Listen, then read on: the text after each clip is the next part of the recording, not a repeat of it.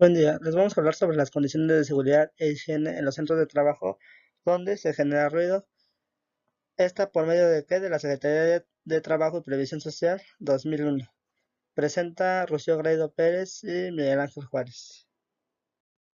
Su objetivo es establecer las condiciones de seguridad e higiene en los centros de trabajo donde se genere ruido por sus características, niveles y tiempo de acción. Sea capaz de alterar la salud de los trabajadores, los niveles máximos y los tiempos máximos permisibles de exposición por jornada de trabajo, su correlación y la implementación de un programa de conservación de la audición. Esta norma también rige en el territorio nacional y aplica a todos los centros de trabajo en los que existe exposición del trabajador a ruido. Como ejemplo de empresas a ruido, pues está Volkswagen o las empresas industriales, donde las máquinas generan mucho ruido que lastima el oído del colaborador y no es bueno para su salud.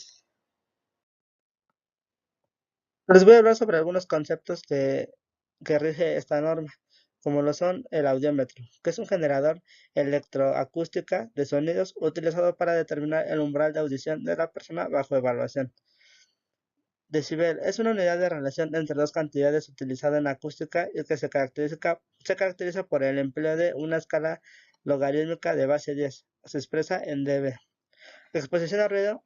Esta es la interrelación del agente físico ruido y el trabajador en el ambiente laboral. Frecuencia es el número de ciclos por unidad de tiempo. El ruido pues son aquellos sonidos cuyos niveles de presión son altos y que en combinación con el tiempo de exposición de los trabajadores pues puede ser nocivo para la salud del trabajador. El sonido pues es una vibración acústica capaz de producir una sensación audible. Y el tiempo máximo permisible de exposición pues es el tiempo en el cual pues los trabajadores pues pueden permanecer expuestos sin sufrir daños a su salud. Son las siguientes. Mostrar a la autoridad del trabajo, cuando ésta lo solicite, la documentación que le presente la norma y le haya obligado a elaborar o poseer. También debe contar con el reconocimiento y evaluación de todas las áreas del centro de trabajo, donde haya trabajadores y cuyo NSA sea igual o superior a 8 o dB, lo que habíamos hablado. Verificar que ningún trabajador se exponga a niveles de ruido mayores a los límites máximos permisibles de exposición a ruido establecidos en el apéndice A.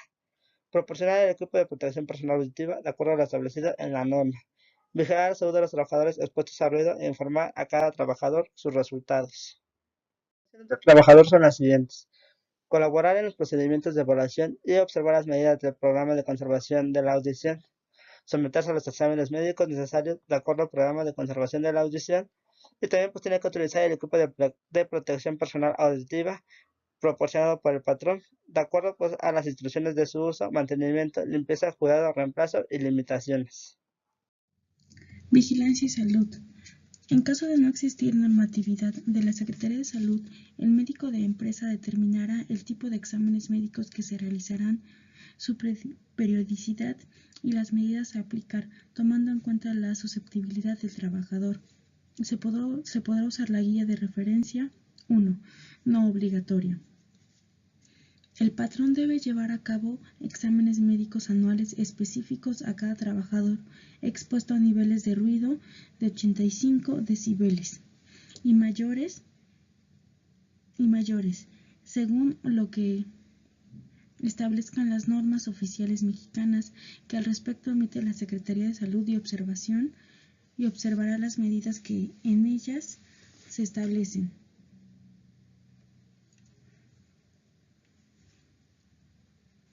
Se debe de verificar y cuidar la salud de lo que es el trabajador, teniendo de manera periódica exámenes para evitar cualquier daño físico, ya que el capital humano es muy importante en la empresa y se deben de prever los riesgos para la salud y para la empresa en cuestión económica por alguna demanda. Se deben de aplicar medidas técnicas de control para poder cuidar al recurso. Efectuar labores de mantenimiento preventivo y correctivo de las fuentes generadoras de ruido. Sustitución o modificación de equipos o procesos. Reducción de las fuerzas generadoras del ruido. Modificar los componentes de frecuencia con mayor posibilidad de daño a la salud de los trabajadores. Distribución planificada y adecuada del equipo en la planta. A continuación, Voy a mencionar algunos ejemplos.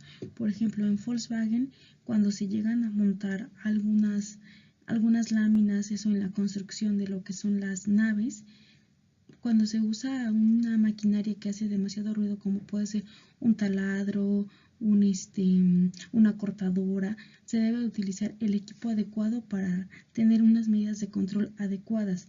En este caso pueden ser tapones para evitar el ruido, gogles, arnés, etcétera, para poder tener unas medidas correctas del control de este ruido. También tratamiento de las trayectorias de programación del ruido y de las vibraciones por aislamientos de las máquinas y elementos. Se debe de implementar medidas para evitar el ruido, que es el manejo de los tiempos de la exposición, la programación de la producción, otros métodos administrativos como podrían ser proporcionar tapones de manera constante, vigilar que estén en buen funcionamiento, que cada vez que los necesiten estén disponibles, este tipo de cosas, los exámenes, o sea, se implementar el control para prevenir riesgos.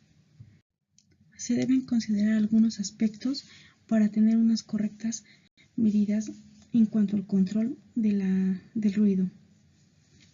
Se adoptan medidas de estar sustentadas por escrito, en un análisis técnico para el cumplimiento, así como en una evaluación que se practique dentro de los 30 días posteriores a su aplicación para verificar su efectividad. Lo debemos de sustentar de manera escrita y se debe de llevar un correcto análisis técnico y la implementación para que vea que es efectivo. Es como planear, hacer, es como el método administrativo. Se debe tener especial cuidado de que las medidas de control que se adopten no produzcan nuevos riesgos a los trabajadores. Debemos de prever un poquito más el riesgo.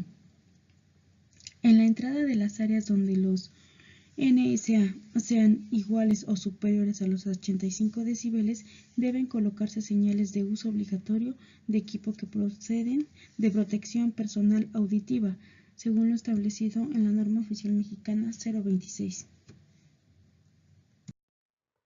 Como conclusión tenemos que es importante para los colaboradores pues su protección en cuanto a exposición al ruido. Personalmente pues no hemos trabajado en empresas grandes en las que pues tengamos necesidad de ocurrir a esto. Pero pues yo hace unos años trabajé en una probadora de Volkswagen y había un área incluso donde hacía mucho ruido. El área, olvidé el nombre del área, prensas, si no me acuerdo se llamaba prensas el área, y era un ruido fuerte y era obligatorio usar unos taponcitos en los oídos para que no lastimara nuestra audición. Pues por una parte estaba bien que esta proveedora pues nos proporcionaba este tipo de protección pues para nuestra seguridad.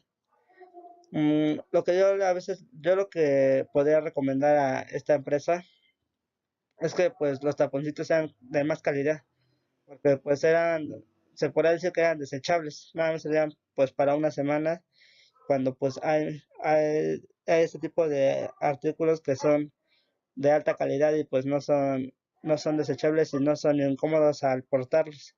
Yo creo que esa sería la única recomendación, porque de ahí en fuera pues es obligatorio incluso que pues ya mínimo nos den tapones, porque si nosotros no utilizábamos ese equipo,